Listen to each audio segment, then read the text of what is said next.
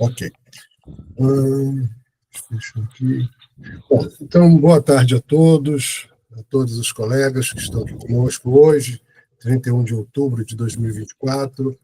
Nós estamos iniciando mais uma atividade do projeto de extensão de Militares na História do Brasil, Complexidades do Passado e Incertezas do Futuro, hoje com a palestra 6, com o professor Paulo Ribeiro Rodrigues da Cunha, professor da Universidade do Estado de São Paulo, Unesp, Campos de Marília, um sociólogo, cientista político, o professor da Unesp, professor...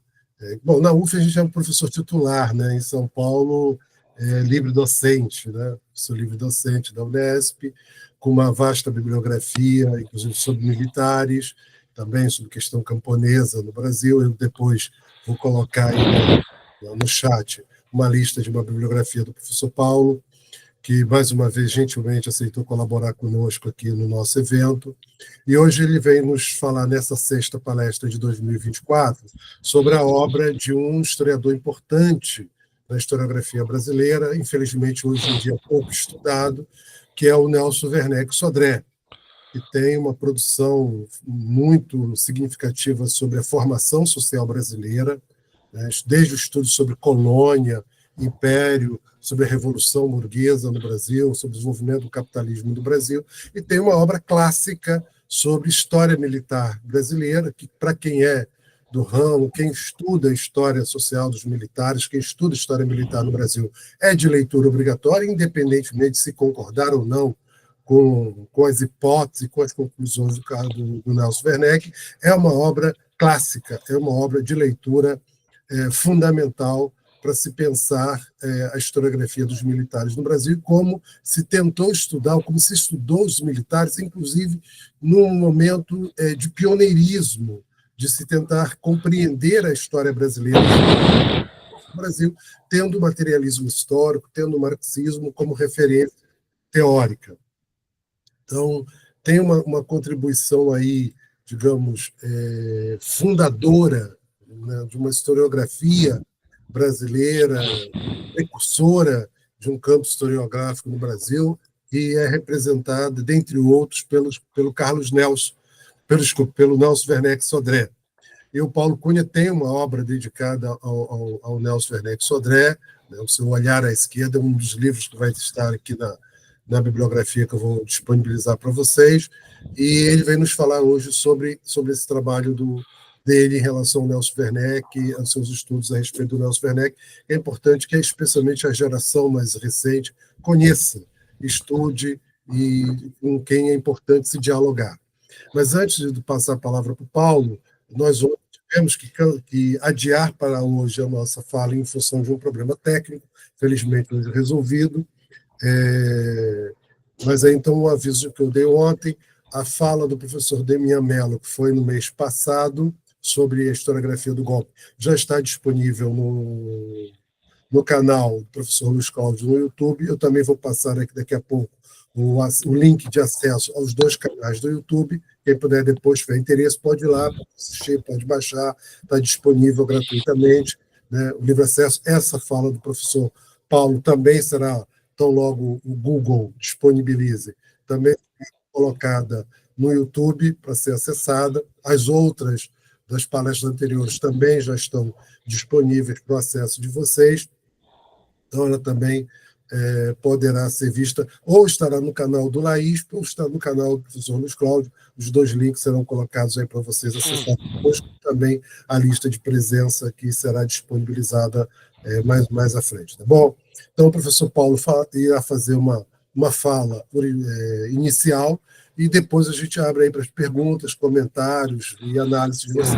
Peço quem puder que abra a câmera, porque isso ajuda o palestrante a ver o rosto de quem está aí do outro lado, isso ajuda na interação, né? A gente sabe que ajuda no dinamismo, ajuda para a pessoa que está falando, ele vê o rostinho de quem está do outro lado, isso dá um ânimo, né? Por isso que a gente sempre prefere as aulas presenciais, né? Porque isso contribui para a gente que está do lado de cá falando. Então, quem puder, quem não tiver problema com acesso à internet, com link, com internet é uma coisa que contribui. Mas muito obrigado aí a presença de todos. Mais uma vez, agradeço, Paulo, por sempre ter boa vontade em colaborar conosco. A palavra é contigo. Bom, boa tarde a todos. É um prazer enorme estar com vocês. Como o Luiz falou, é um amigo e interlocutor de longa data, sempre um interlocutor conflitante em muitos pontos de vista, mas o conhecimento se constrói a partir dessa reflexão crítica e de diálogo conflitante, é assim que se constrói a ciência, né? E, ao mesmo tempo, agradecer também a presença de vocês. Muito bom estar aqui com vocês de novo, e, claro, o ideal seria presencialmente, mas seguramente logo, logo vamos poder, quem sabe, termos essa possibilidade de estarmos juntos em outras ocasiões. E o agradecimento também passa ao Luiz e a atenção de vocês para falar deste autor extraordinário, que é Nelson Werneck Sodré. É um historiador, inclusive, pouco conhecido atualmente. Já foi muito, muito debatido ao longo do século XX, né? Teve um período de ostracismo, embora seus livros sempre fossem muito bem vendidos, tá? Ele era um autor, aliás, que circulava muito para fora da universidade, né? Mas a partir de 64 ele teve, inclusive, uma rejeição muito grande de alguns setores acadêmicos, e que há alguns anos, há uns 10, 12 anos, houve uma retomada, que inclusive nós podemos dar essa contribuição num livro intitulado Entre o Sabre e a Pena, que foi reflexo de uma atividade na Universidade Estadual Paulista, no campus de Marília, que discutia a cada 2 anos intelectuais brasileiros, e nós tivemos uma jornada de estudos Nelson Werneck Sodré com um impacto muito significativo. E depois de lá nós tivemos aí, pelo menos, eu estou um pouco desatualizado, mais de 20 teses sobre o autor. Então ele voltou a ser lido, debatido e reconhecido, o que é muito positivo, né? Por quê? Porque Sodré era um militar comunista, não?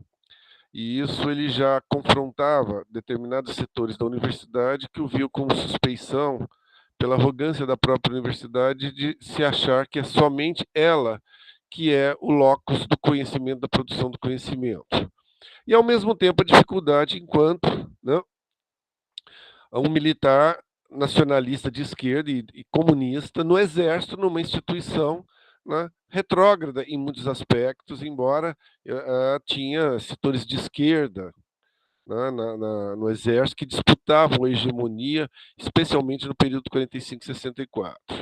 Então, veja bem, quando nós estamos falando de Nelson Werneck Sodré, temos que levar em conta esse tempo e a produção da sua obra, que foram cerca de 55 livros, 56 livros, às vezes eu vou olhar aqui o roteiro da minha exposição, tá?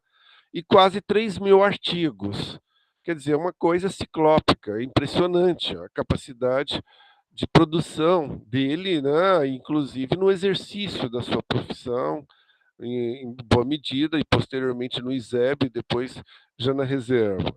Então, veja, ele tinha uma frase muito interessante que dizia o seguinte, né, que em todos os tempos combater o bom combate, mas também chegou a dizer e confirmar, quem não tem posição política não tem alma. E ele foi também um militante, quer dizer, ele tem trabalhos seminais memorialísticos, como Memória de um Soldado, que eu recomendo, Memórias de um Escritor, que são 4 volumes, na verdade, e consta que chegou a ter a Memórias de um Revolucionário. Mas esse livro eu só ouvi referências dele e que desapareceram no tempo. Mas seria talvez o lado militante comunista, vinculado ao Partido Comunista, algo que ele nunca assumiu na vida publicamente. É interessante isso. Ele nunca assumiu, dado o que? A questão do anticomunismo das Forças Armadas e a dificuldade que se tinha de estabelecer pontes de diálogo entre os militares e o setor nacionalista numa perspectiva democrática, numa visão de construção de um projeto de nação. Então, a obra de Nelson Werneck Sodré é super importante para desvelar a realidade social brasileira. Daí, 3 livros deles também são centrais, não? Formação Histórica do Brasil, né, que é extremamente importante, né, talvez é um dos melhores. A última referência que eu tinha já tinha mais de 15 edições. Né? Introdução à Revolução Brasileira, né, e História da Burguesia Brasileira. Então, são 3 trabalhos que são importantíssimos. O Luiz, na sua leitura crítica e correta, podemos dizer, tem muitas questões que hoje já não se fazem sentido ou estão superadas, mas nós não conseguimos entender o século XXI sem entender Nelson Werneck Sodré e passar pelos seus trabalhos, ou o recurso dos seus trabalhos, não somente pelo pioneirismo das suas teses, mas pela ousadia das suas inflexões. E entre os militares, mais ainda. Ainda hoje você tem uma dificuldade extraordinária nas Forças Armadas, e nós vemos isso nos governos democráticos, quaisquer que seja a amplitude desse conceito, mas a sua relação com os militares é péssima, e a esquerda mais ainda, né? Mas é um autor também pouco debatido e lido nas instituições, salvo enquanto opções individuais. Não é somente Sodré, não. Eu estive ontem dando uma entrevista sobre a coluna Prestes, né, que faz 100 anos, me parece. Né? Exato. 111 anos. Então, já dei 3 ou 4 entrevistas, enfim. A coluna Prestes, até hoje, não é devidamente estudada nas nossas instituições militares, salvo enquanto tática. Mas ela é estudada em várias instituições militares do mundo. É interessante isso. Quer dizer, aqui ela é maior do que a grande marcha de Mao Tse Tung. Então, isso mostra um pouco a dificuldade que nós temos muitas vezes, né, e em algumas instituições, e aí eu não estou falando somente da universidade, né, porque quando a gente fala isso, e o Luiz sabe bem disso, alguns campos têm essa oxigenação, outros você não entra nem na porta, né, ou nem entramos de certa forma. Né? Por uma reflexão. E o Luiz mesmo tem um trabalho que eu vivo cobrando dele a publicação sobre a história do superior de guerra e que mostra que as instituições também são permeáveis em vários momentos a uma luta, vamos dizer, um conceito em Gramsci, pela hegemonia e que às vezes ela é mais oxigenada ou não. Ele mesmo estudou um período extremamente fecundo da Escola Superior de Guerra. Então, a gente também tem que ter muito cuidado com as apreensões que se fazem, às vezes, ou dos militares, ou dos acadêmicos, enfim. Né? Mas, com relação a Sodré, que é o eixo central, eu gosto muito de uma frase do general Otávio Costa, que é um liberal, uma figura extraordinária. Ele foi da FEB, escreveu alguns livros sobre a FEB, mas ele participou da jornada Nelson Werneck Sodré. E num determinado momento ele disse o seguinte, né? Agora que é finda a era militar como expressão de poder político, quisera que o exército também o descobrisse e o acolhesse como um de seus maiores pensadores. O grande pensador da história militar do Brasil e Memórias de um Soldado. Eu não estou com os dados atualizados, por isso que o prazer de estar aqui, além de conhecer vocês, falar sobre um autor que marcou minha trajetória, porque foi a partir da leitura de Nelson Werneck Sodré que eu abri um campo de estudo sobre a esquerda militar no Brasil, e depois, a partir dessa identificação, eu até fui para a Comissão Nacional da Verdade, e hoje é a minha linha central de pesquisa. Né? Mas é interessante que, na época, há alguns anos, quando eu escrevi esse texto que serve de base para minha reflexão, eu estive na Academia Militar de Agulhas Negras e lá não tinha os principais trabalhos do Nelson Werneck Sodré. Olha que coisa curiosa, né? Os Memórias de um Soldado e História Militar. Então, veja bem, é só para vocês perceberem isso, né? E eu conversando com alguns militares, aquela mesma coisa. Quem estudava, estudava, vamos dizer o seguinte, individualmente, como opção individual. Quer dizer, um autor com essa produção, com esse compromisso, com essa seriedade, não tem uma cátedra, não tem uma linha de pesquisa, você tem trabalhos isolados, da mesma forma que a coluna Prestes. E nessa perspectiva, nós não podemos deixar de pensar Nelson Werneck Sodré com um recorte específico, que é o que eu estudo hoje, que é a esquerda militar no Brasil.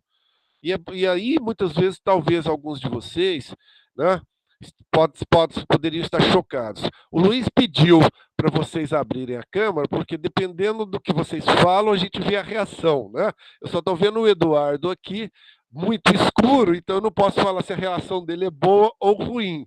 E o Luiz, mas se eu visse vocês, as sobrancelhas, os tipos falariam por si só, ou como inquietação, ou como dúvida, ou enfim, mas gostaria muito que abrisse, de qualquer forma. Mas a esquerda militar no Brasil, ou seja, nós temos uma esquerda militar na história, nós temos uma esquerda contemporaneamente atuando, claro que não com a mesma vitalidade que foi a obra de Nelson Werneck Sodré no período da sua militância. E hoje, inclusive, um recorte do que eu estou estudando. Ontem até um orientando meu estava presente, né? Ele está estudando movimentos policiais antifascistas. Então isso só mostra que há uma pluralidade entre os militares, embora não vamos esquecer, eles expressam um conservadorismo no seu conjunto, como também está presente na sociedade brasileira. Então vamos deixar bem claro. Agora, conservadorismo não é sinônimo de reacionarismo. Então, você tem grupos à direita e à esquerda, né, hoje menos identificados, eu conheço alguns, né, o Luiz seguramente também conhece alguns, mas você teve uma esquerda militar no Brasil e que isso era um ponto. Mas ela antecede no tempo na história. Né? É interessante o seguinte, que a própria perspectiva da trajetória de Sodré passa por aí. Né? Ele estudou na escola e no colégio militar, né, que na época era a única possibilidade, uma das poucas possibilidades de um jovem da pequena burguesia ou classe baixa de estudar, né? E ali ele configurou e trouxe à tona e amadureceu a ideia da vocação democrática do Exército. Alguns de vocês podem estar falando, mas Paulo, você está falando absurdos? Não estou. Poderia até discutir com isso contemporaneamente sobre outras bases. Mas o Exército, da mesma forma que ao longo da história atuou em vários momentos junto às causas populares e progressistas, basta lembrar que a República veio de um golpe de Estado. Né? A abolição teve participação decisiva também dos militares, só para citar um exemplo. E, em alguns momentos, esteve contra o povo ou ao lado das classes dominantes. Isso reflete nas relações civis e militares a influência de uma linha de pesquisa que eu intitulo instrumental, que a instituição e seus membros não estão descolados da influência da sociedade, de grupos internos e externos. Ou seja, é uma leitura que diz que está, vamos dizer, à parte ou descolada daquela interpretação que você possa ver o Exército como instituição total, ou a parte da sociedade, ou somente como um poder moderador, etc. Mas isso é uma outra discussão. De qualquer forma, a esquerda militar, na leitura de João Quartim de Moraes, que é curioso, hein? O anticomunismo é tão forte na nossa cultura política, que aliás está muito presente, via de governo Bolsonaro e muitas coisas e tal, que Sodré nunca assumiu que era membro do PCB. Ele escrevia nos jornais do PCB, participou do programa do PCB na legalidade, era muito participou inclusive de um grupo militar chamado Setor Militar, o Antimil, né? E nunca usou o provérbio, o advérbio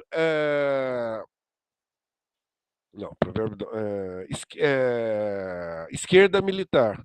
Ele fala intelectuais, progressistas, enfim, tudo mais. É interessante isso, né?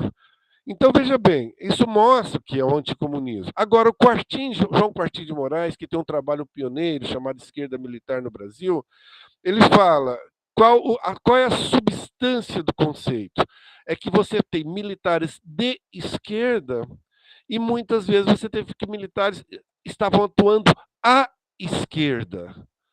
Ou seja, no campo político, eles estavam à esquerda. Por exemplo, a coluna Prestes deu origem a muitos militares de esquerda, mas no seu primeiro momento ela estava à esquerda no processo político. E é isso que ele opera com a ideia, mostrando historicamente esses militares ao longo do século XX e em vários momentos da história. Ele diz textualmente: com efeito, apesar das evidentes diferenças de formação intelectual, de formulação doutrinária, de forma de atuação e de perspectiva programática, parece-nos claro a continuidade da inspiração ético-política dos jovens oficiais abolicionistas e republicanos, dos tenentes dos anos 20, dos militares anti-imperialistas dos anos 50, dos antigolpistas dos anos 60, Mas essa continuidade se rompeu com os amplos expurgos que os golpistas vitoriosos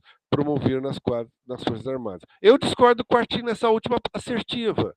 A esquerda militar continuou atuando no pós-64. Uma parte foi para a luta armada, uma parte foi da luta pela redemocracia, pela redemocratização, pela anistia, do qual Nelson Werneck esteve inserido. E hoje em dia isso reflete na perspectiva de muitos policiais antifascistas. Mas isso é um outro debate. Mas esse debate ele era muito presente na origem do Sodré jovem. Luiz, quanto tempo eu tenho, por favor? Você pensou?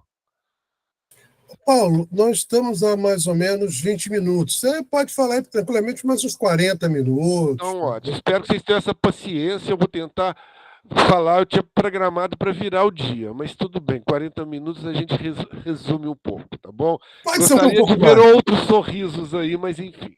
Então, veja bem, quando a gente fala isso nos anos 20, quando Sodré estudou na escola militar, ele foi companheiro de turma, inclusive, de Apolônio de Carvalho, uma figura extraordinária, que vocês deviam ler o livro dele ou ver o documentário Vale a Pena Sonhar. A escola militar era um palco de debates, né? E o Brasil passava por um amplo processo de discussão, de transformação, de inquietação dos jovens tenentes, alguns no campo conservador, que iriam dar origem aos jovens turcos, e outros, né, que foram caminhando nesse campo da esquerda e tal. Então, veja bem, Sodré ele é formado nessa geração, nessa inquietação.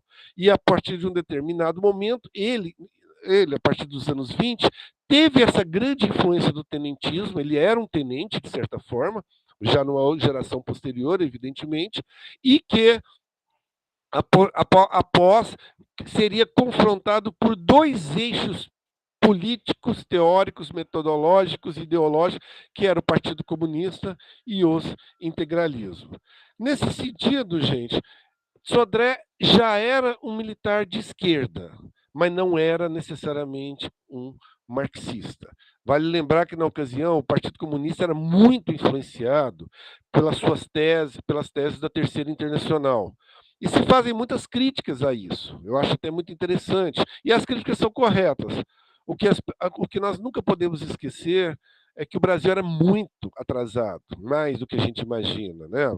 Basta ver que nossas primeiras universidades vieram nos anos 20. A primeira tradução do Capital é me parece que de 24, né? Enfim, então nós buscávamos esses referenciais externos.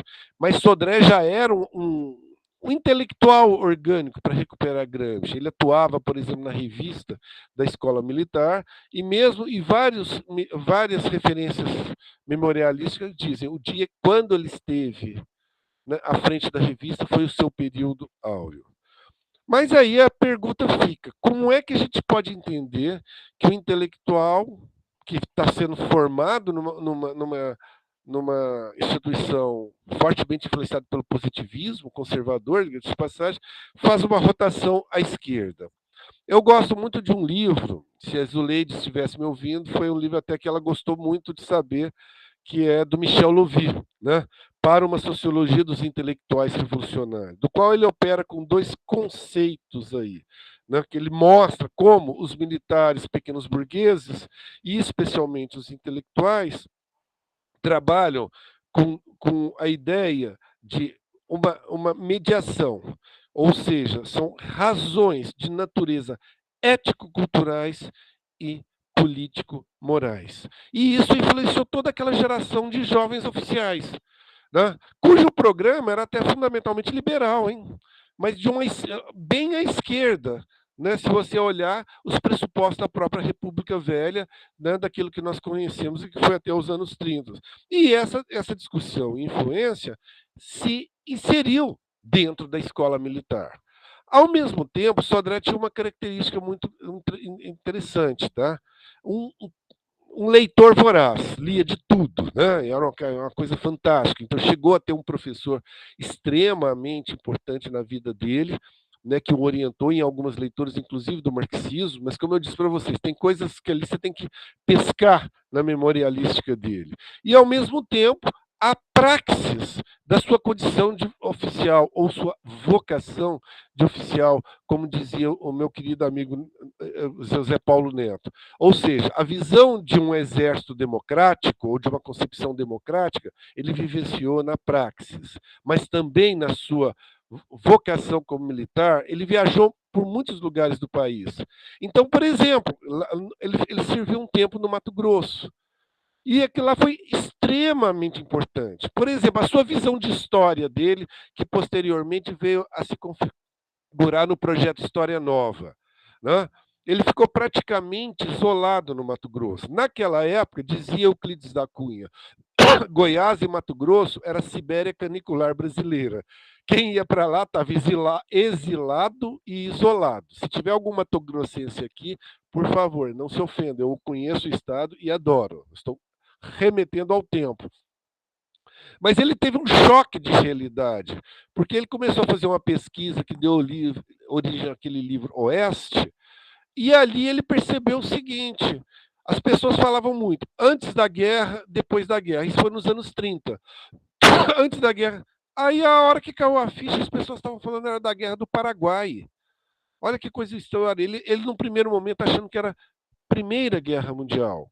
No Mato Grosso, ele diz: eu encontrei todos os modos de produção que podia pensar, menos o escravismo. Ali ele encontrou elementos para dar fundamento à sua tese sobre o feudalismo no Brasil, que ele foi muito criticado na perspectiva que era uma leitura vinculada às teses do Partido Comunista, o que é um erro, ele nem estava próximo ainda, e ao mesmo tempo, ou da Internacional. Não eram teses autotécnicas dele, que ele viu essas relações postas e presentes ali naquele momento. Então, veja bem, a construção do pensamento de Nelson Werneck Sodré e a sua elaboração teórica se pautou por essas duas vocações, enquanto intelectual e enquanto militar. Mas, ao mesmo tempo, e nessas tensões. Por exemplo, quando ele defende a tese que existia uma burguesia brasileira, uma referência importante nessa elaboração é um autor também pouco estudado, Roberto Simonsi, que era um burguês, um tipo intelectual, um cara riquíssimo, inclusive, que escreveu a monumental obra de história econômica do Brasil.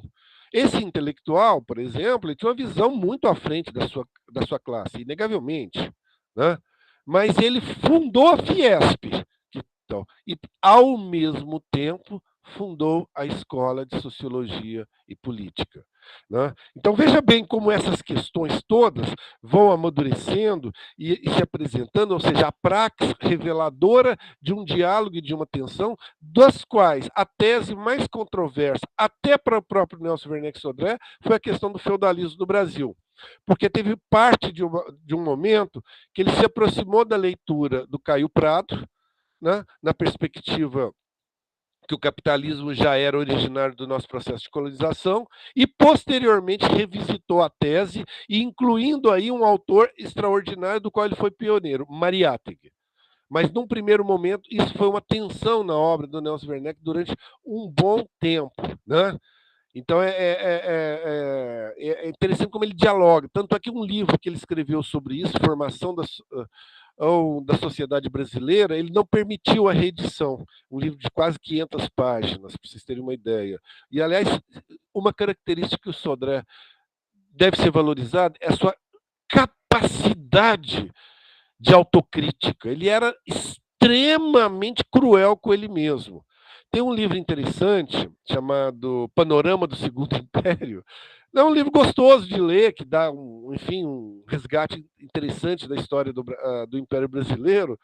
Posteriormente, ele até permitiu a reedição, mas fez um prefácio dizendo: era um livro conservador com laivos reacionários. Olha bem o que é isso, né? Então, quem é que faz? Se você critica docilmente um colega, você arruma muitas vezes uma inimizade para o resto da vida, né? Em alguns casos aí.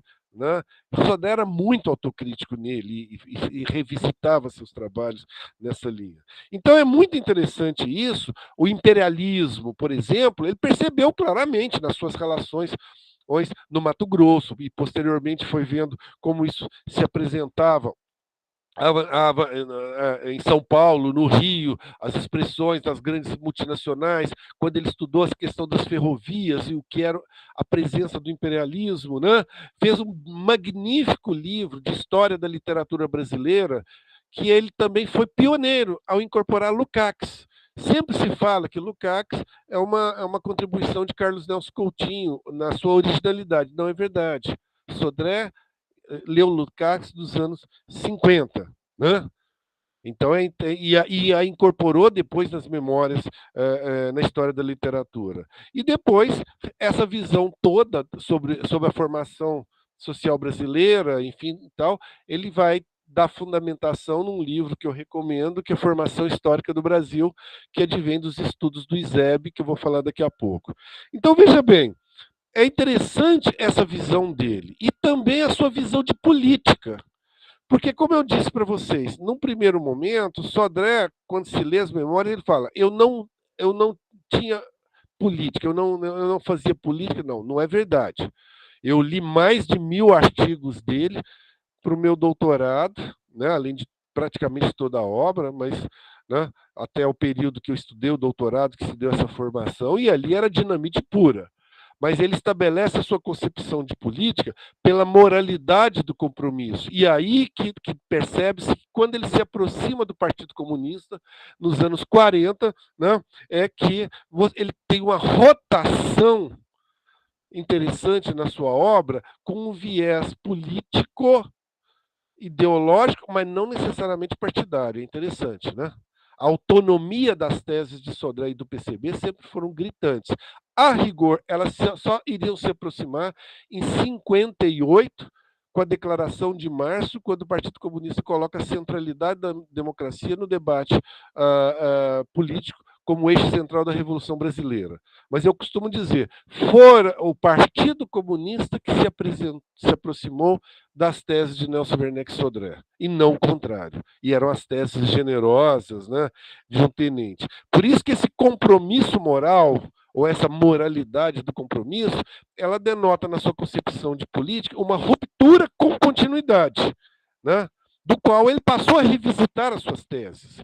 Inclusive criticamente, né? Basta lembrar que ele, por exemplo, ele denunciava a fasticização do exército a partir da doutrina de Góes Monteiro, que dizia: vamos acabar com a política no exército e estabelecer a política do exército. Leia-se dos generais. Só os generais podem fazer política.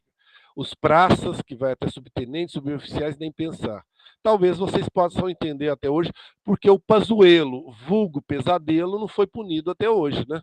E ele fez a posição que ele teve foi de maior confronto que se poderia ter do ponto de vista de um militar subir num palanque publicamente, né? Veja, o exército sempre fez política, todos eles sempre fizeram, mas até hoje não foi punido.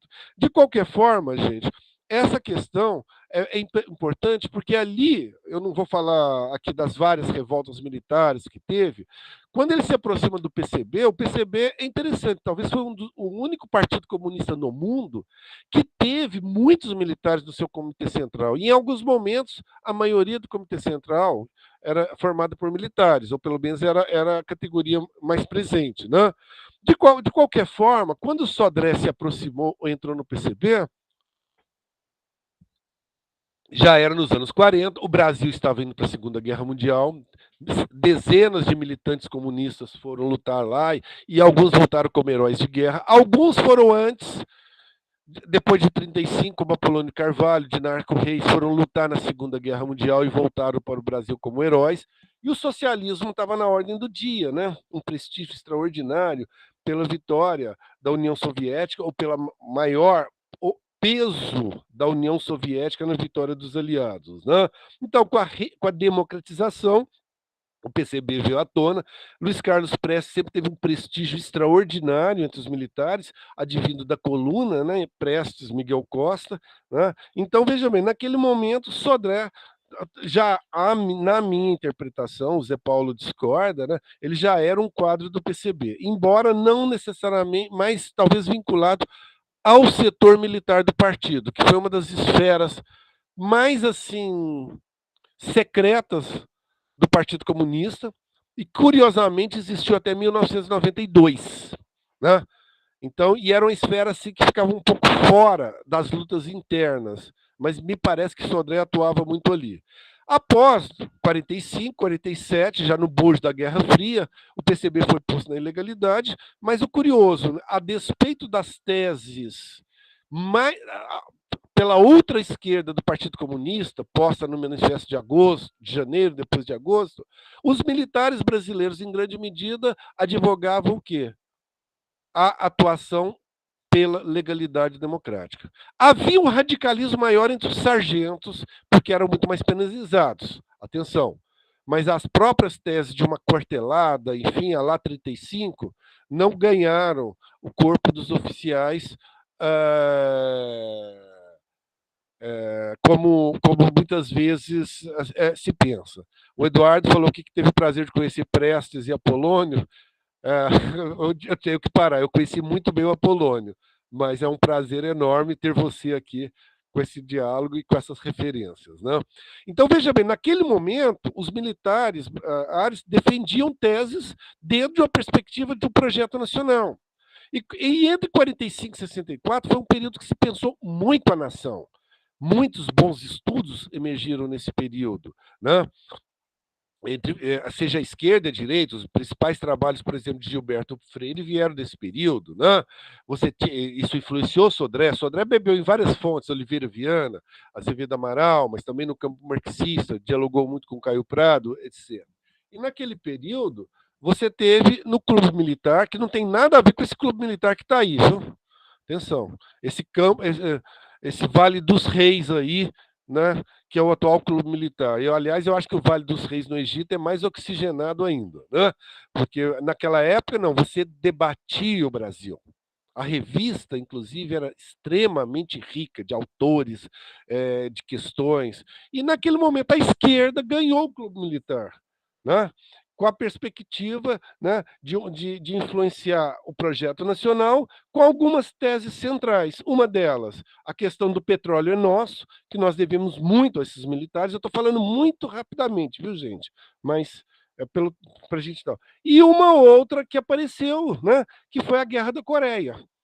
Evidentemente, o Brasil quase foi à Guerra da Coreia, imaginem só.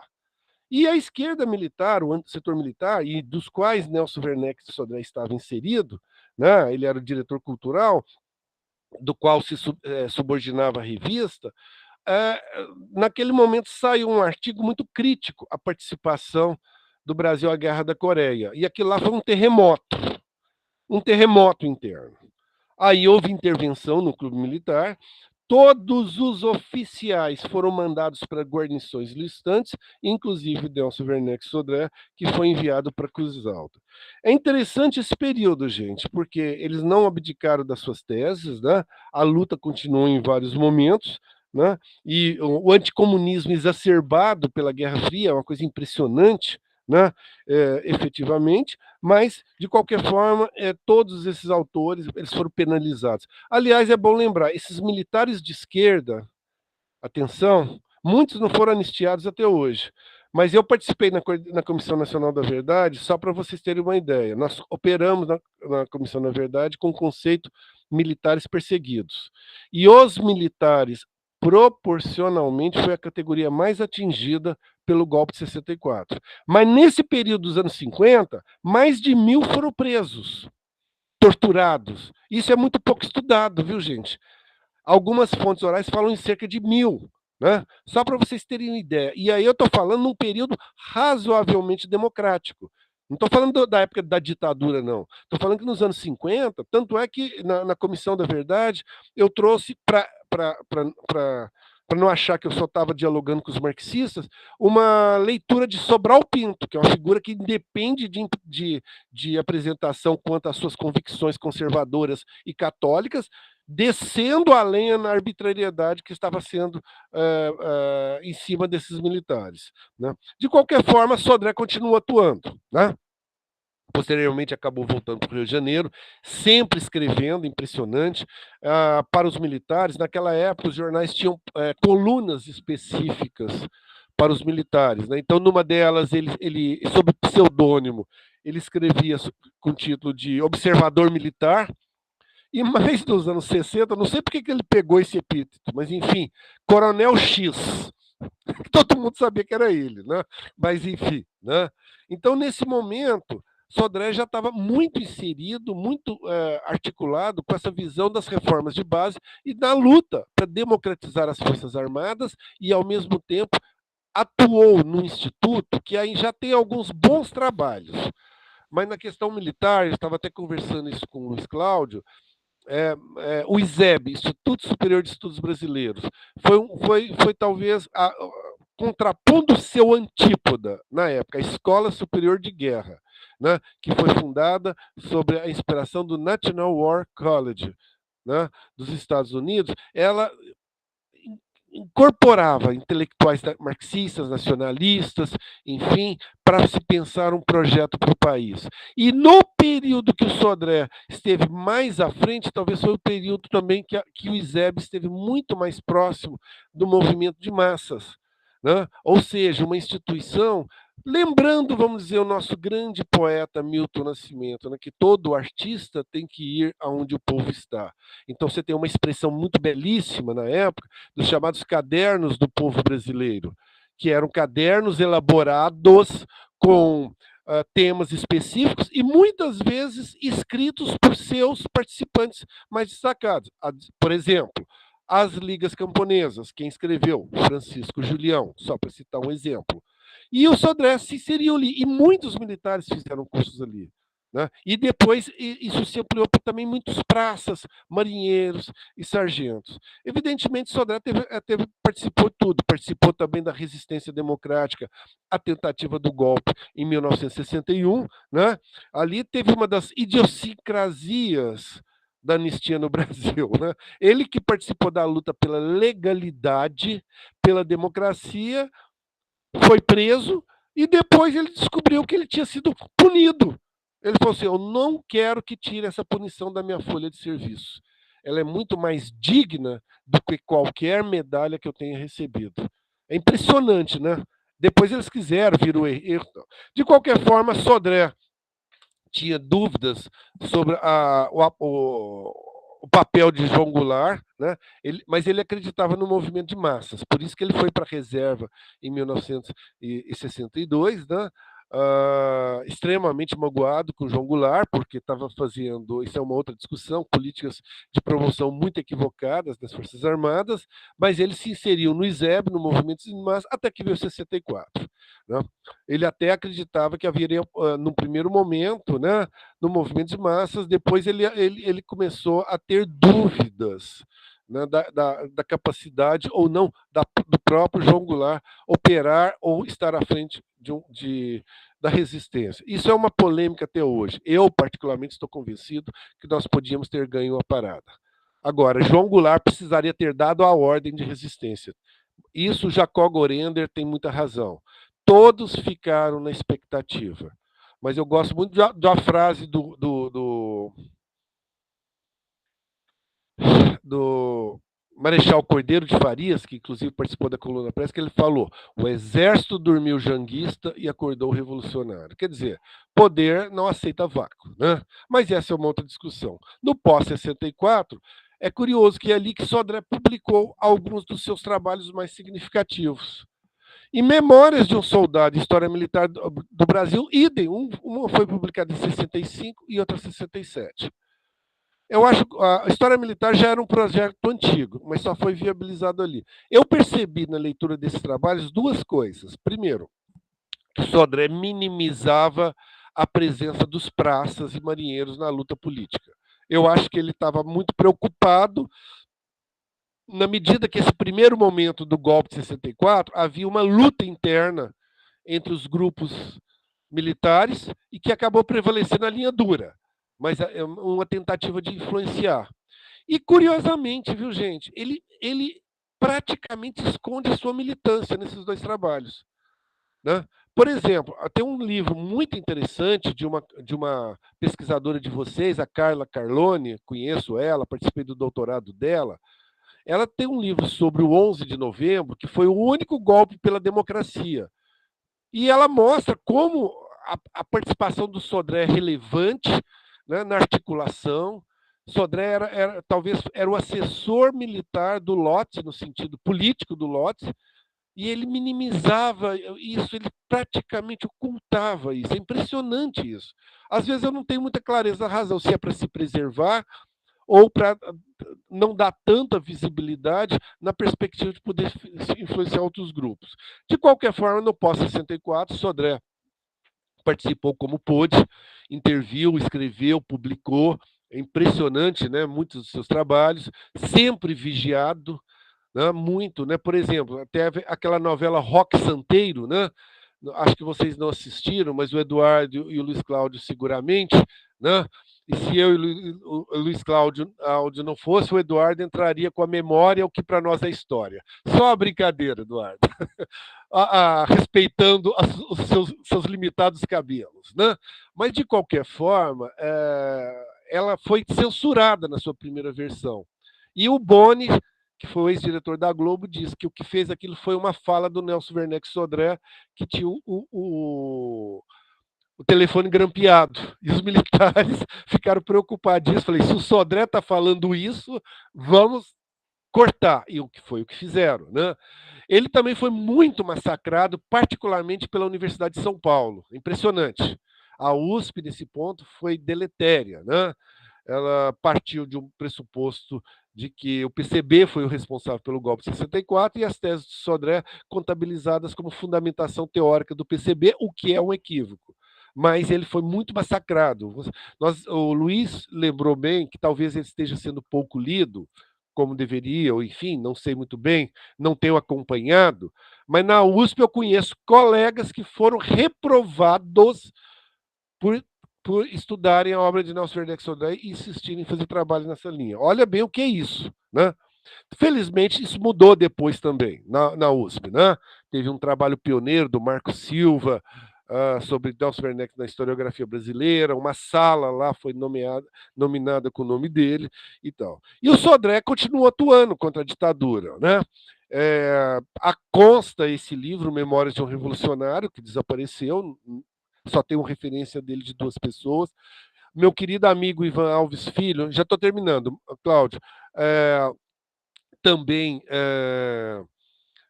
falou de um livro que foi escrito junto com o pai dele e também desapareceu.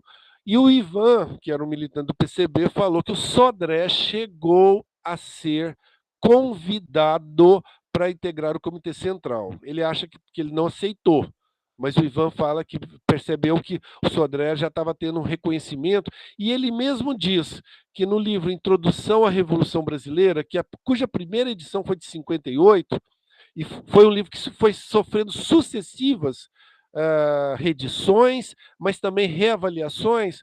A Marli Viana, nossa querida Marli Viana, ela diz que a última versão era praticamente uma leitura simbiótica do Sodré com as teses do PCB, que faz até sentido, que basta lembrar que o PCB não optou pela luta armada.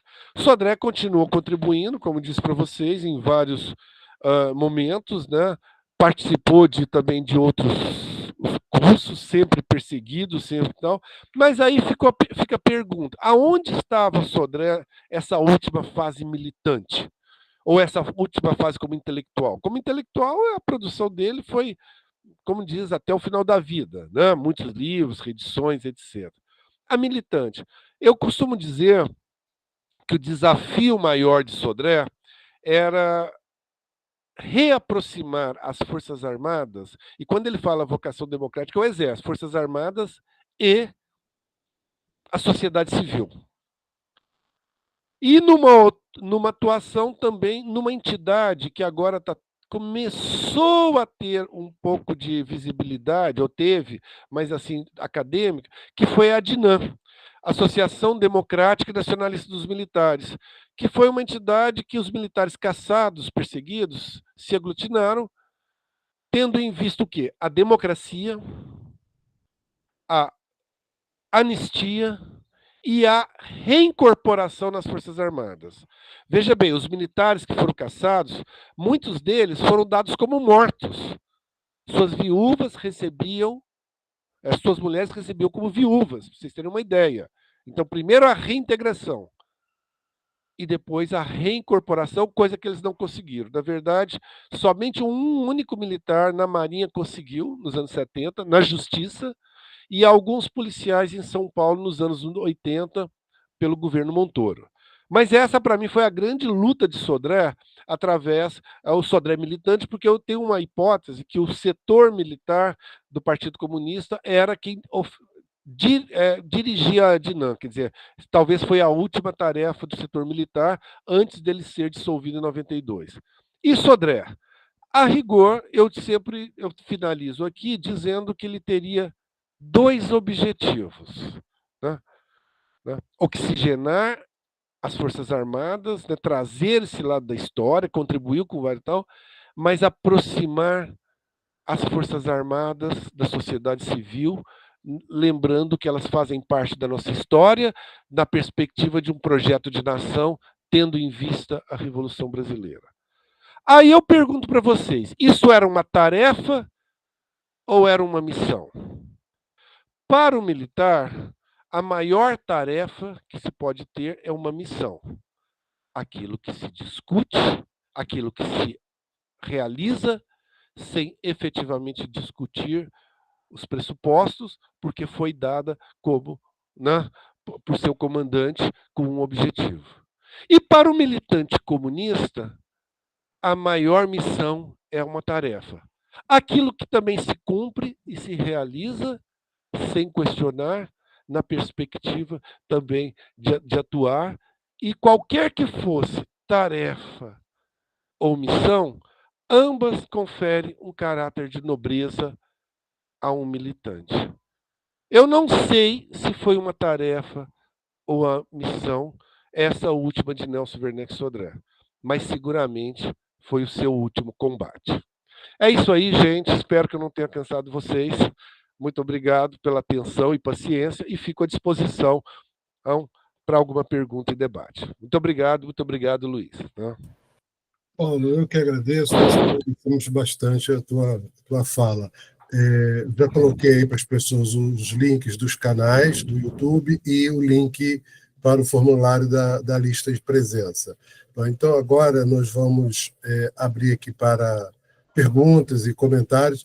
Eduardo, eu não conheci o Apolônio pessoalmente, mas o velho eu tive o prazer de conhecê-lo pessoalmente aqui em Campos e depois de estar com ele umas 2 vezes no Rio de Janeiro e também conheci a primogênita, a Olga Bernardo. Eu estive com ela algumas vezes no Rio, mas eu tive essa satisfação de poder apertar a mão e conversar com o velho.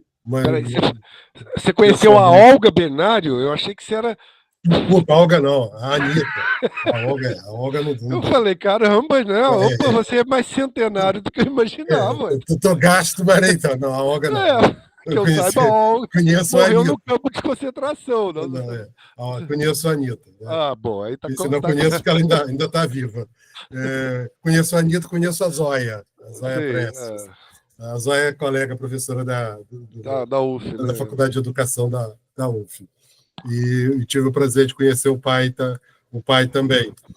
E de conversar, então, discutir com ele. Você pode discordar dessas pessoas, das linhas, das táticas, mas são pessoas que merecem respeito. Né? São pessoas que fizeram uma luta, que travaram a luta que acharam correta no seu momento, na sua conjuntura, no seu contexto, a luta possível.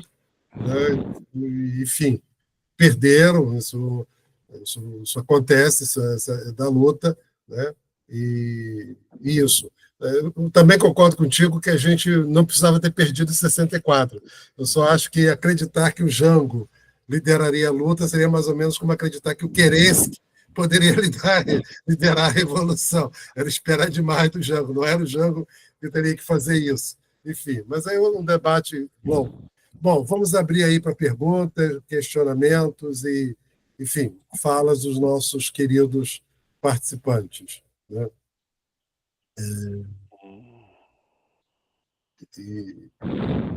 E é isso. Né? Eu só não sei, Paulo, eu queria falar, se você conhece algum diálogo, algum debate entre o Nelson Werneck e o Caio Prado, porque o Caio Prado vai numa linha, né, digamos, que conflita com o Sodré. Se você conhece algum momento em que os dois tenham debatido ou discutido publicamente, porque ambos também tiveram uma ligação ali com o PCB, o Caio acho que se afasta antes, né? Mas tiveram ali um certo momento de proximidade. Se você conhece algum momento em que eles tenham travado alguma disputa de Olha, concepções. que eu saiba de diálogo entre um e outro diretamente, como aquele famoso diálogo Miliband e Pulantes, Miliband Uhum. e Pulantes? Sim, sim. Sim, tal. Não conheço. O Sodré sempre referenciou Caio Prado com muito respeito. E ele cita isso, né? A partir de um determinado momento, você teve pela USP um Caio Pradiano imbecil, ridículo, né? Que foi muito crítico de Sodré, né? Ele é tão medíocre que agora já até esqueci o nome dele, o professor da USP, daqui a pouco eu me lembro. Né? Ele fez críticas violentíssimas, recuperando, que aliás a USP em si, né, era é, se pautava muito na obra de Caio Prado, né? Impressionante. Que, aliás, às vezes eu não sei nem onde pega isso, porque veja bem, você tinha Caio Prado, às vezes eu pego, acho que passa pela geografia, talvez eu esteja especulando. E eu falo com tranquilidade porque eu sou mineiro com muito orgulho. Morei anos no Rio, hoje moro em São Paulo, então posso meter o pau nos dois com uma certa isenção, né? Mas veja, em São Paulo você tinha o Grupo do Capital, no Rio você tinha o ISEB. Uma ocasião, muitos de vocês não conhecem, mas é um autor que vocês devem ler, o professor Ottaviani, no meu doutorado, ele falou assim, Paulo, eu fui um dos poucos leitores dos intelectuais do ISEB. E uma vez eu trouxe essa discussão numa sala de aula, alguma coisa assim, parecia que eu estava falando de Ruanda. Impressionante. As pessoas não liam, é impressionante isso, não procuravam dialogar, né? E aí, numa ocasião, né, você teve essas. Eu tive muito, vi isso. E eu acho que o Sodré, ele dava umas cutucadas do Caio Prado indiretamente. E há um livro do Sodré que chama-se Capitalismo e Revolução Burguesa, é um livro gostoso de ler, com alguns ensaios, é, que mais ou menos um resumo das suas teses principais. Ele fala o seguinte, que eu acho muito interessante, que passa um pouco pela sua visão de história. Ele falou assim, pois é, eu estava ouvindo um jovem professor de história dizendo o seguinte, que ele, né, na sua presunção de saber, que o Brasil era capitalista desde a colonização. Eu falei, deixei ele falar. Eu só me perguntei, bem, então nós somos capitalistas desde 1500, antes da primeira revolução industrial, antes da segunda revolução industrial, antes da Revolução Francesa. É interessante como ele parametra isso e dizendo, olha, vocês podem até aceitar que não é um feudalismo, né? Deem outro nome. Ele entende que havia uma concepção de feudalismo. Mas capitalismo não era. Não havia exigência histórica para isso.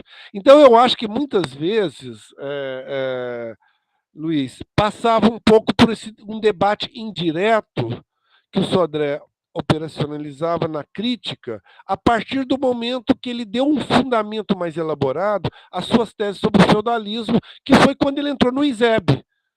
Porque o Sodré, além dessa humildade, e humildade é pressuposto de sabedoria, como diria Aristóteles, né? 45, logo depois que ele publicou a Formação da Sociedade Brasileira, e ele começou talvez a ter um estudo, uma visão mais elaborada, ele ficou praticamente quase 10 anos sem publicar nenhum livro. só revendo, elaborando, publicando. É interessante isso, né? Nós sabemos que o trabalho intelectual não é estar lá e tal, e ele teve essa dificuldade.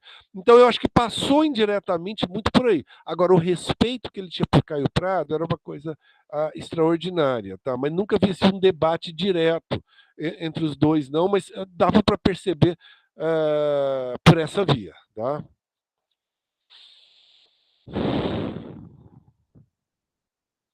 Bom, fique à vontade aí. Espero ter respondido.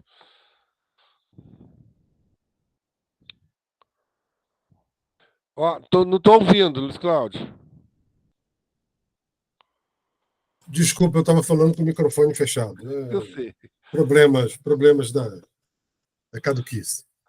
Bom, se não tiver nenhuma pergunta, nenhum comentário, a gente pode Não, encerrar. a Simone levantou a mão Simone, e abriu a câmera, que é eu não sei importante. por que eu fiquei mais satisfeito, né? Mas enfim. Vai, Simone. Boa tarde a todos. Primeiro, agradecer essa grande aula ao professor Paulo. E aí, o que eu queria saber é que, recentemente, eu sou de Minas Gerais também, né, de Cambuquira, aqui no sul de Minas, e recentemente a memória, né, do Nelson Werneck Sodré tem sido recuperada aqui, até associando a questão dele com a questão das águas. Eu, inclusive, compartilhei um artigo aí que foi escrito pelo Franklin Frederic, na Suíça, e que ele reativa, né, a memória dele aqui. Acho que as pessoas estão na intenção de construir um documentário sobre ele, inclusive, e aí há narrativas, né, no sentido do local em que ele morou, e que era essa figura militar, né, e que ficava... não era participativo em relação à comunidade, mas ao mesmo tempo nem tanto. Aí eu queria saber se o professor tem, né, algum relato, alguma experiência dele sobre essa vivência aqui no sul de Minas, e se teria ou não essa conexão com a questão das águas, né? Você já trouxe que a experiência dele, né, em Goiás, né, não foi tão bacana assim, mas qual seria a leitura dele sobre as nossas terras sul-mineiras? Obrigada. Simone, primeiro é um prazer enorme, né? Tá te conhecendo. Eu vi ontem que você tinha mandado essa. Eu falei, gente, mas nossa, que coisa, né? E para mim está sendo um prazer revisitar o diálogo Sodré, mas como o Luiz tinha me dado um eixo muito sobre a perspectiva dos militares, eu fiquei muito presente naquilo que eu estava. Eu teria que revisitar as suas memórias para te responder. Então, hoje eu não tenho condições, porque já tem alguns anos. Por exemplo, a minha tese sobre o Sodré, que chama Um Olhar à Esquerda, que, aliás, eu vou ver se eu consigo os livros na editora, viu, Luiz? E mandar para vocês, você distribui para o grupo, tá? Ai, por favor. Sabe? Então, vou ver se eu consigo com eles e mando para vocês. É minha tese de doutorado, eu tenho muito orgulho. Claro, hoje tem coisas que a gente mexe, remexe, por um outro, mas o eixo central eu não. Eu me comprometo a ver isso, vou ver se eu consigo e mando para vocês, tá? Mas o seguinte, hoje eu não teria condições de te falar sobre isso. O que eu posso te dizer é o seguinte: se talvez você revisitar História de um Soldado, Memórias de um Soldado e Memórias de um Escritor, que são dois trabalhos memorialísticos dele extremamente bem construídos, gostosos de ler e que podem te dar pistas para isso. Talvez mais até Memórias de um Escritor, porque, como você percebeu, o recorte que eu fiz na obra de Sodré, eu li toda a obra, mas já tem mais de 20 anos isso. A gente envelhece, viu? Parece que não, mas sabe bem como é que é isso, né?